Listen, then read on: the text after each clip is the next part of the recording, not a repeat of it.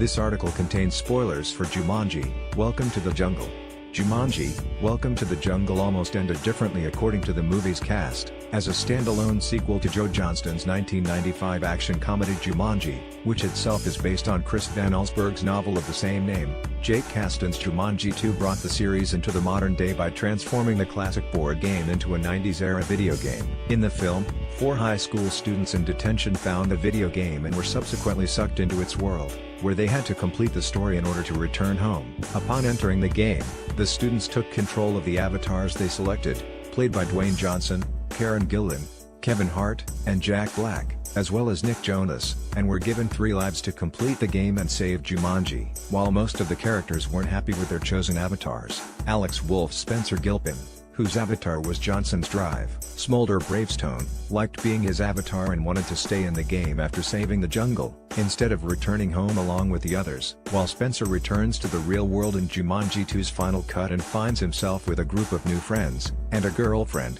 the story almost took a different turn and ended with Spencer still in the game. In an interview with THR, Gillan says Jumanji, Welcome to the Jungle almost ended with Spencer and Morgan Turner's Martha Capley, who Gillan plays the avatar Ruby Roundhouse, staying in the world of Jumanji, which could have been an ideal way to set up a sequel. She said, in previous versions, there was more of that where Spencer wanted to stay in the game with Martha. We made way more of that.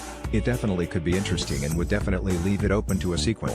As previously mentioned, Jumanji 2 ultimately ends with all 4 characters back in the real world, but audiences may recall a moment in which the students hear Jumanji's drums once more. To prevent anyone from being drawn into Jumanji ever again, they destroyed the video game and the console. However, Sir Darius Blaine says that's not how the movie was supposed to end, either. There were a few different ideas. Originally when Alex, Wolf, and Morgan, Turner, kiss, we start hearing the drums again and then everyone gets the game downloaded on their phones. Then it's like, oh, shoot. We're all going to be sucked in. That would have been a cool way to go.